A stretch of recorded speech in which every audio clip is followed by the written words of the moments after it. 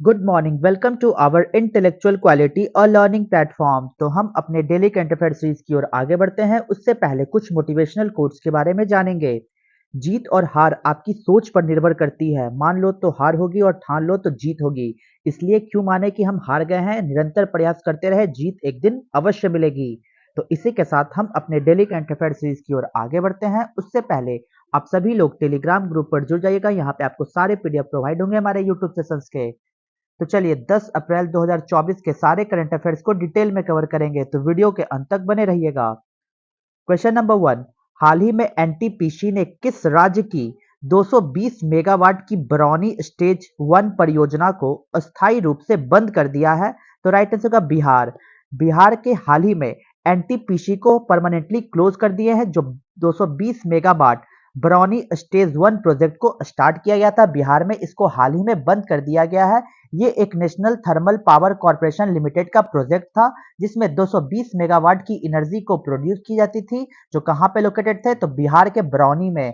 तो इस प्रोजेक्ट को हाल ही में बंद कर दिया है, जो बिहार स्टेट से बिलोंग करता था। तो जानते हैं इसके बंद होने के पीछे का कारण। सरकारी स्वामित्व वाली बिजली कंपनी एनटीपीसी ने बिहार में अपने 220 मेगावाट के Barauni thermal power station stage 1 को अस्थायी रूप से बंद कर दिया है। इसकी आधिकारिक वेबसाइट के अनुसार एनटीपीसी 75,418 मेगावाट की कुल स्थापित क्षमता के साथ भारत की सबसे बड़ी बिजली उपयोगिता बन चुकी है। इसी के दौरान 1975 में स्थापित एनटीपीसी का लक्ष्य था कि 2032 तक 130 गीगावाट कंपनी बनने का उद्देश्य रखा गया था। इसी के दौरान एनटीपीसी ने 15 दिसंबर 2018 को बिहार राज्य विद्युत उत्पादन कंपनी से बिहार के बेगूसराय जिले में Barauni thermal power station 720 megawatt का अधिग्रहण किया था। और इसी के दौरान हाल ही में एनटीपीसी के द्वारा यह निर्णय लिया गया कि 220 मेगावाट जो बरौनी थर्मल पावर स्टेशन है, उसका जो स्टेज 1 था, जो बिहार में लोकेटेड था, इसको पूरी तरीके से क्लोज करने का निर्णय लिया गया।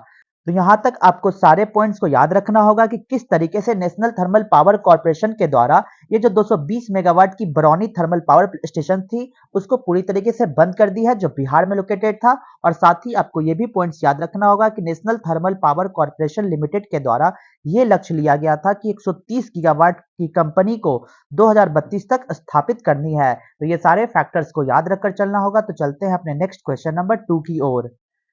हाल ही में हिमालय में ग्लेशियर लेक आउटबर्स्ट फ्लड की निगरानी के लिए एक विशेषज्ञ पैनल का गठन किया है, जो कहां पे लोकेटेड है? तो राइट आंसर होगा उत्तराखंड। उत्तराखंड में लोकेटेड है। हाल ही में एक्सपर्ट पैनल के द्वारा यह मॉनिटर किया गया कि ग्लेशियर लेक आउटबर्स्ट फ्लड जो हिमालय में हाल ही में हुआ है, जिसे कहां देखा गया? तो उत्तराखंड में। तो ये सारे फैक्टर्स को याद रखना होगा। जिस तरीके से आप ये इमेज में देख रहे होंगे कि किस तरीके से ग्लेशियल लेक आउटबर्स्ट फ्लड की संभावनाएं बढ़ती है, तो यहाँ पे आपको इमेज के माध्यम से दिख रहे होंगे कि ये देखिए ग्लेशियर के एक चट्टान है जो आते हैं और बर्स्ट करते हैं, और बर्स्ट करने के दौरान हमारे वाटर के लेवल को बढ़ा दिया जाता है। तो ये सारे फैक्टर्स को याद रखकर चलना होगा। और इसी के साथ हम इसके और भी बैकग्राउंड के बारे में चलते हैं कि ये आखिर किस लिए इस पैनल को मॉनिटर करने के लिए निर्णय लिया गया। उत्तराखंड सरकार के क्षेत्र में 5 संभावित खतरनाक हिमनद झीलों से उत्पन्न खतरे का मूल्यांकन करने के लिए विशेषज्ञों की 2 टीमें गठित की गई है। जो ये झीलें glacier lake outburst flood GLOF कहा जाता है, इससे ग्रस्त है। जिस प्रकार की घटनाओं का परिणाम स्वरूप हाल के वर्षों में हिमालयी राज्यों में कई आपदाएं देखी गई हैं। केंद्रीय गृह मंत्रालय के तहत कार्यरत राष्ट्रीय आपदा प्रबंधन प्राधिकरण ने हिमालयी राज्यों में 188 हिमनद झीलों की पहचान की है, जो संभावित रूप से भारी वर्षा के कारण टूट सकती है।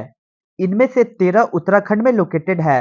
तो यहाँ पे आपको ये फैक्टर्स याद रखने होंगे कि हाल ही में उत्तराखंड सरकार के द्वारा ये निर्णय लिया गया कि जो 5 संभावित खतरनाक हिमनद झीलें हैं, उस पर निगरानी रखने के लिए एक ग्लेशियर लेक आउटबर्स्ट फ्लड्स को लेकर एक पैनल को गठित किया गया है, जो इस पर निगरानी रखेगी, जिससे होने वाली आपदाओं को रोका जा सकता है।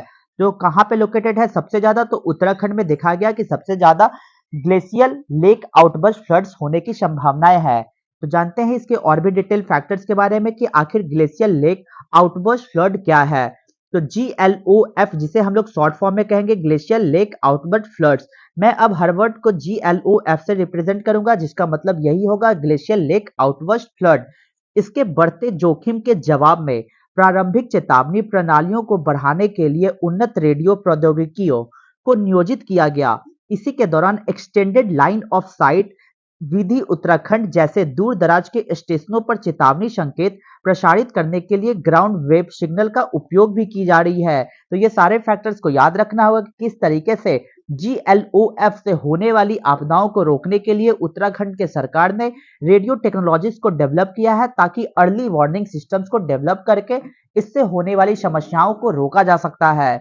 उत्तराखंड में GLOF घटनाएं जिसमें देखा गया था केदारनाथ घाटी में जो 2013 की घटना है और हाल ही में चमोली की घटना जैसी महत्वपूर्ण घटनाएं शामिल है।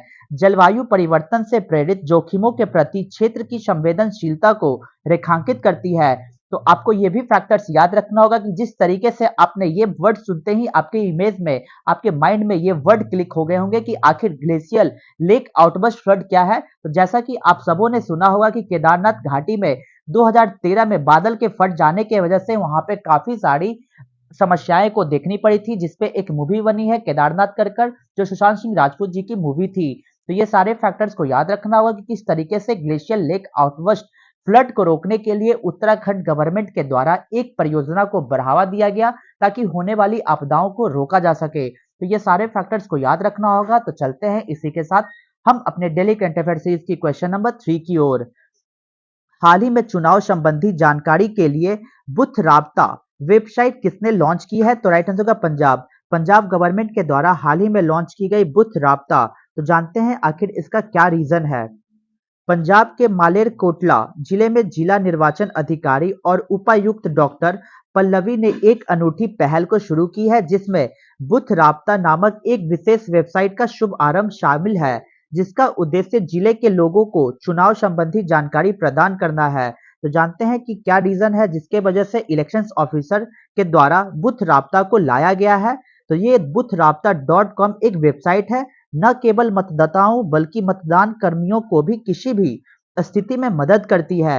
इस पहल की सराहना भारत के उप चुनाव आयुक्त हृदेश कुमार और पंजाब के मुख्य चुनाव अधिकारी सिबिन सिंह ने की है। तो ये फैक्टर्स याद रखना होगा कि हाल ही में बुथ राबता वेबसाइट को किसके द्वारा लॉन्च की गई है। तो पंजाब गवर्नमेंट के द्वारा, जो पंजाब इलेक्शन ऑफिसर्स के द्वारा और हृदेश कुमार जी के द्वारा इसे लॉन्च किया है, जो deputy election commissioner of India भी है। तो यहाँ पे आपको ये फैक्टर्स को याद रखना होगा क्योंकि एग्जाम्स में डायरेक्ट क्वेश्चंस यहाँ से देखने को मिल सकते हैं क्योंकि इलेक्शंस का टाइम है और इसी इलेक्शंस के दौरान आपको ये भी देखने को मिलेंगे कि पूछा जाएगा deputy election commissioner of India कौन है। तो राइट आंसर आपको याद रखना होगा हृदेश कुमार। और इसी के दौरान आपको ये भी पॉइंट्स याद रखना होगा कि boothraabta.com किसके द्वारा लॉन्च की गई। तो यही deputy election commissioner of India Hridesh Kumar ji के द्वारा लॉन्च की गई और साथ साथ पंजाब के चीफ इलेक्टोरल ऑफिसर सिबनी सी के द्वारा लॉन्च की गई, जो पूरी तरीके से वर्क किस पर करेगी। तो ना केवल मतदाताओं के लिए बल्कि उस मतदान कर्मियों के लिए भी ये मदद सामने होने के लिए शामिल है। तो ये सारे फैक्टर्स को याद रखकर चलना होगा। तो चलते हैं नेक्स्ट क्वेश्चन नंबर 4 की ओर। हाल ही में लॉन्च हुई नई पुस्तक द आइडिया ऑफ डेमोक्रेसी के लेखक कौन है? तो राइट आंसर हो जाएगा Sam Pitroda. Sam Pitroda launch की है अपनी नई बुक जिनका नाम है द आइडिया ऑफ डेमोक्रेसी। इसी की बुक है, इन्हीं की बुक है जिनका नाम है सैम पित्रोदा जी की बुक जिसका नाम है द आइडिया ऑफ डेमोक्रेसी। तो जानते हैं इसके डिटेल फैक्टर्स के बारे में। प्रसिद्ध लेखक सैम पित्रोदा ने द आइडिया ऑफ डेमोक्रेसी नामक एक नई किताब लिखी है जो भारत और संयुक्त राज्य अमेरिका जैसे देशों में लोकतंत्र की वर्तमान स्थिति और इसकी संभावित चुनौतियों का पता लगाती है। इसी के दौरान ये जो पित्रोदा की पुस्तक तथाकथित लोकतांत्रिक सफलता के विरोधाभास के साथ साथ इसके उदारवादी पतन को भी संबोधित करती है और यह लोकतंत्र के सार, इसकी कार्यप्रणाली, मूल्यों और ताकतों और इसे लागू करने के लिए आवश्यक सुरक्षा उपायों को विस्तृत विश्लेषण प्रदान करती है।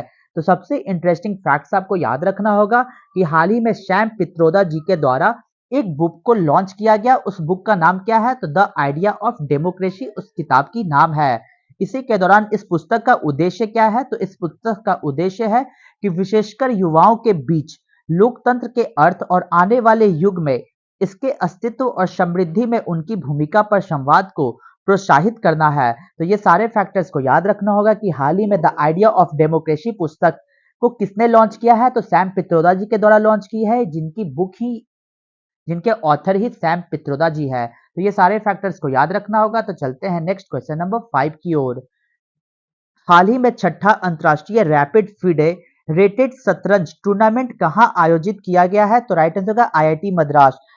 आईआईटी मद्रास में हाल ही में छठा अंतर्राष्ट्रीय rapid FIDE rate chases tournament का आयोजन किया गया। तो ये सारे फैक्टर्स को याद रखना होगा। तो चलते हैं इसके डिटेल पॉइंट्स के बारे में।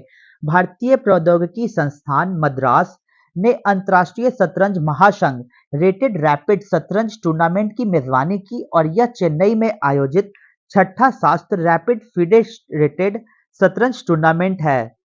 इसी के दौरान आईआईटी मद्रास हर साल ओपन रैपिड रेटिंग टूर्नामेंट आयोजित करने वाला देश का एकमात्र आईआईटी कॉलेज है और इस आयोजन में आईआईटी मद्रास के 35 से अधिक खिलाड़ियों ने भाग भी लिया। अंतर्राष्ट्रीय शतरंज महासंघ इसी में शामिल है। इसी के दौरान अंतर्राष्ट्रीय शतरंज महासंघ शतरंज के खेल का शासी निकाय है और इसकी स्थापना 20 जुलाई 1924 को फ्रांस के पेरिस में की गई थी। फाइड का मुख्यालय कहाँ पे है, तो वर्तमान में स्विट्जरलैंड के लाजेन में है। तो ये सारे फैक्टर्स को याद रखना होगा और सबसे इंटरेस्टिंग फैक्टर्स ये याद रखनी होगी कि हमारे पूरे कंट्री में, इंडिया कंट्री में एकमात्र ऐसा कॉलेज है जो आईआईटी मद्रास, जिन्होंने हर वर्ष आयोजित करती है ओपन रैपिड रेटिंग टूर्नामेंट को आयोजन करने वाला देश का ये एकमात्र आईआईटी है। और इसी के दौरान आपको ये भी पॉइंट्स याद रखने होंगे कि हाल ही में इन्होंने international chess federation FIDE rated rapid chess tournament को आयोजन किया, जो कितनी एडिशन चल रही थी, तो 6 इसकी एडिशन चल रही थी। कहां पे आयोजन हुआ, तो चेन्नई में इसका आयोजन हुआ। और इसके साथ साथ एग्जाम पॉइंट ऑफ व्यू से आपको यह भी याद रखना होगा कि इंटरनेशनल चेस फेडरेशन की स्थापना कब की गई थी, तो 20 जुलाई 1924 को। कहां पे, तो फ्रांस के पेरिस में।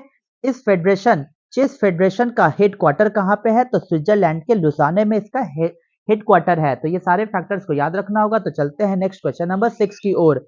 हाल ही में विप्रो के नए सीईओ के रूप में किसे नियुक्त किया गया, तो राइट आंसर होगा श्रीनिवास पालिया जी को। श्रीनिवास पालिया जी को हाल ही में अपॉइंट किया गया है as a new CEO of Wipro.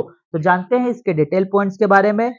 दिग्गज टेक कंपनी विप्रो के मुख्य कार्यकारी अधिकारी थियरी डेलोप्राट ने 6 अप्रैल 2024 को अपने पद से इस्तीफा दे दिया। हालांकि थियरी डेलोपोर्ट को 5 साल का कार्यकाल जुलाई 2025 में खत्म होना था, लेकिन उन्होंने उससे पहले ही इस्तीफा दे दिया और इसी के दौरान हाल ही में इस्तीफा देने के वजह से श्रीनिवास पल्लई जी को सीईओ बनाया गया है विप्रो कंपनी का। विप्रो के अध्यक्ष ऋषभ प्रेमजी ने कंपनी के मुख्य कार्यकारी अधिकारी और प्रबंध निदेशक के रूप में श्रीनिवास पिल्लई जी को नियुक्ति करने की घोषणा की। श्रीनिवास पिल्लई 32 वर्ष से अधिक समय से विप्रो के साथ काम कर चुके हैं और उन्होंने 1992 में उत्पाद प्रबंधक के रूप में शुरुआत भी की थी। तो यहाँ पे आपको दो फैक्टर्स याद रखने होंगे कि विप्रो का मैनेजिंग डायरेक्टर कौन है, तो आपको याद रखना होगा कि ऋषभ प्रेमजी है जो विप्रो के चेयरमैन है। इन्होंने हाल ही में चीफ एग्जीक्यूटिव ऑफिसर्स को नियुक्त किया है, उनका नाम क्या है, तो श्रीनिवास पल्लई जी इनका नाम है। किसको रिप्लेस करके बने हैं, तो थियरी डेलोपोर्ट को रिप्लेस कर श्रीनिवास पिल्लई को as a new CEO of Wipro नियुक्त किया गया, अपॉइंटेड की गई। तो ये सारे फैक्टर्स को याद रखना होगा। क्वेश्चन नंबर 7, हाल ही में किस राज्य के मिराज में बने सितार और तानपुरा को जीआई टैग मिला है, तो राइट आंसर हो जाएगा महाराष्ट्र। महाराष्ट्र स्टेट के सितार और तानपुरा को हाल ही में जीआई टैग से सम्मानित किया गया। तो जानते हैं कि आखिर इसके पीछे की वजह क्या है। महाराष्ट्र के एक छोटे से शहर मिराज में बने सितार और तानपुरा को भौगोलिक संकेत जीआई टैग मिला है और यह क्षेत्र वाद्य यंत्र बनाने के लिए प्रसिद्ध है। यह सांगली जिले में आता है। तो ये फैक्टर्स याद रखने होंगे कि हाल ही में महाराष्ट्र के किस प्रोडक्ट को जीआई टैग दिया गया है, तो उस प्रोडक्ट का नाम है सितार तानापुर। सितार तानपुर उस प्रोडक्ट का नाम है और ये एक ऐसा प्रोडक्ट है जो पूरी तरीके से वाद्य यंत्र पर काम करती है, जो कहाँ पे लोकेटेड है, तो मिराज शहर पे, महाराष्ट्र के मिराज शहर पे इस सितार और तानपुरा को बनाया जाता है, जो पूरी तरीके से ये शहर किस चीज पे वर्क करती है, तो ये वाद्य यंत्र बनाने के लिए प्रसिद्ध है। किस जिले में लोकेटेड है, तो सांगली जिले में लोकेटेड है और इसी के दौरान सितार और तानपुरा को जीआई टैग दिया है, जो किस स्टेट से बिलोंग रखती है? तो महाराष्ट्र स्टेट से। मिरज में सितार और तानपुरा बनाने की परंपरा 300 साल से भी ज्यादा पुरानी है। 7 से अधिक पीढ़ियों से कारीगर इन स्ट्रिंग आधारित संगीत वाद्ययंत्रों को बना रहे हैं और केंद्र सरकार के भौतिक संपत्ति कार्यालय ने सितार के लिए मिराज म्यूजिकल इंस्ट्रूमेंट्स क्लस्टर और तानपुरा के लिए शॉलट्यून म्यूजिकल इंस्ट्रूमेंट निर्माता फर्म को जीआई टैग प्रदान किया है। तो यहाँ पे आपको सबसे इंटरेस्टिंग फैक्ट्स याद रखनी होगी, क्योंकि एग्जाम पॉइंट ऑफ व्यू से आपको यही याद रखनी होगी कि सितार और तानपुरा को जीआई टैग दिया गया है, जो किस स्टेट से बिलोंग रखता है? तो महाराष्ट्र स्टेट से। और कौन सा प्रोडक्ट है? तो सितार और तानपुरा ये क्या है? तो ये एक वाद्य यंत्र है, जैसा कि आपको इमेज में दिखाई जा रही थी। तो चलते हैं नेक्स्ट क्वेश्चन नंबर 8 की ओर। भारत की समुद्री सुरक्षा एजेंसियों ने अप्रैल 2024 में तटीय सुरक्षा अभ्यास सागर कवच कहां आयोजित किया है? तो राइट आंसर होगा लक्षद्वीप। लक्षद्वीप में हाल ही में इंडिया के मैरीटाइम सिक्योरिटी एजेंसीज के द्वारा कंडक्ट किए गए कोस्टल सिक्योरिटी एक्सरसाइज, जिसका नाम दिया गया सागर कवच, जो कब आयोजन किया गया? तो अप्रैल 2024 में इसका आयोजन किया गया। इस एक्सरसाइज का नाम है सागर कवच, जो कहां पे लोकेटेड, कहां पे की गई इस एक्सरसाइज को? तो लक्षद्वीप में इस एक्सरसाइज का आयोजन किया गया। तो जानते हैं इसके डिटेल फैक्टर्स के बारे में। भारत की सभी समुद्री सुरक्षा एजेंसियों को शामिल करते हुए 2 दिवसीय समुद्री सुरक्षा अभ्यास 1 से 2 अप्रैल 2024 तक लक्षद्वीप द्वीप समूह में आयोजित किया गया था। इसी के दौरान सागर कवच 1-2024 नामक अभ्यास का उद्देश्य असममित खतरों से निपटने में तटीय सुरक्षा तंत्र की प्रभावशीलता की मान्यता करता है। इसी के दौरान ये अभ्यास में भारतीय नौसेना, तटरक्षक बल, समुद्री पुलिस, मत्स्य पालन, सीमा शुल्क और अन्य सुरक्षा एजेंसियों की संपत्ति ने भाग ली। और इसी के दौरान अधिकारियों ने यह भी कहा कि ये जो अभ्यास है न कि तटीय सुरक्षा हितधारकों के बीच बढ़ी हुई है, बल्कि तैयारियां, प्रतिक्रिया तंत्र, निगरानी क्षमताओं और समन्वय और प्रदर्शित किया गया है। तो ये सारे इंपॉर्टेंट फैक्टर्स को याद रखना होगा। और सबसे इंटरेस्टिंग फैक्टर्स ये याद रखनी होगी कि हाल ही में सागर कवच का आयोजन किया गया, जो पूरी तरीके से एक कोस्टल सिक्योरिटी मैरीटाइम एक्सरसाइज है। इसकी आयोजन कहां पे की गई? तो लक्षद्वीप में इसका आयोजन किया गया, जो पूरी तरीके से। तो आपको ये पॉइंट्स को याद रखना होगा कि हाल ही में सागर कवच को कहां पे आयोजन किया गया? तो लक्षद्वीप में आयोजन की गई। ये 2 डे की मैरीटाइम सिक्योरिटी एक्सरसाइज है, जो पूरी तरीके से एक सुरक्षा एजेंसी पे वर्क करती है, जिसका उद्देश्य ये है कि असममित खतरों को रोकना, निपटने की तटीय सुरक्षा तंत्र को प्रभावशालिता करने के लिए मान्यता दी गई। और इसको बढ़ाने के लिए, अपने डिफेंस लाइन को स्ट्रॉन्ग करने के लिए सागर कवच एक्सरसाइज को हाल ही में आयोजन किया गया। कहां पे? तो लक्षद्वीप में। तो ये सारे फैक्टर्स को याद रखना होगा। तो चलते हैं अपने रिवीजन बैच की ओर। 9 अप्रैल 2024 के सारे करंट अफेयर्स को रिवीजन मोड में कवर करेंगे। क्वेश्चन नंबर 1, हाल ही में पेरिस ओलंपिक समिति में जूरी सदस्य नियुक्त होने वाली पहली भारतीय महिला बिल्किस मिर बनी है। क्वेश्चन नंबर 2, हाल ही के एटीपी रैंकिंग इतिहास में नंबर 1 स्थान हासिल करने वाला दुनिया का सबसे उम्रदराज खिलाड़ी नोवाक जोकोविक बना है। क्वेश्चन नंबर 3, हाल ही में कॉर्पोरेट सामाजिक उत्तरदायित्व के लिए 15वां सीआईडीसी विश्वकर्मा पुरस्कार 2024 किसे प्राप्त हुआ है? तो सतलज हाइड्रो पावर कॉर्पोरेशन को प्राप्त हुआ है। क्वेश्चन नंबर 4, परमाणु ऊर्जा आयोग की रिपोर्ट के अनुसार देश में कब तक 1 लाख मेगावाट परमाणु ऊर्जा क्षमता स्थापित करने की योजना बनाई है? तो 2047 तक। क्वेश्चन नंबर 5, हाल ही में विश्व स्वास्थ्य दिवस 2024 कब मनाया गया? तो राइट आंसर होगा 7 अप्रैल को। क्वेश्चन नंबर 6, हाल ही में स्लोवाकिया का राष्ट्रपति चुनाव किसने जीता है? तो पीटर पेलेग्रिनी ने जीता है। Question number 7, economist intelligence unit की बिजनेस एनवायरनमेंट रैंकिंग 2024 में शीर्ष स्थान किसे मिला है? तो सिंगापुर को। क्वेश्चन नंबर 8, हाल ही में किस भारतीय अभिनेत्री को वर्ल्ड इकोनॉमिक फोरम द्वारा वर्ष 2024 की यंग ग्लोबल लीडर्स कम्युनिटी में शामिल किया गया? तो राइट आंसर होगा भूमि पेडनेकर को। तो चलते हैं अपने क्वेश्चन ऑफ द डे में। तो आज का हमारा क्वेश्चन क्या है? Which among the following are constituent of brass? निम्नलिखित में से कौन पीतल के घटक है? Option A zinc and copper, option B iron and zinc, option C copper and nickel, या option D iron and copper. तो आपको आंसर कमेंट बॉक्स में देना होगा। तो यहां तक वीडियो को देखने के लिए thank you so much guys. Video को ज्यादा से ज्यादा हो सके तो लाइक, शेयर और सब्सक्राइब करें, ताकि और भी कंटेंट आपके पास पहुंच जाए। जय हिंद, जय भारत दोस्तों।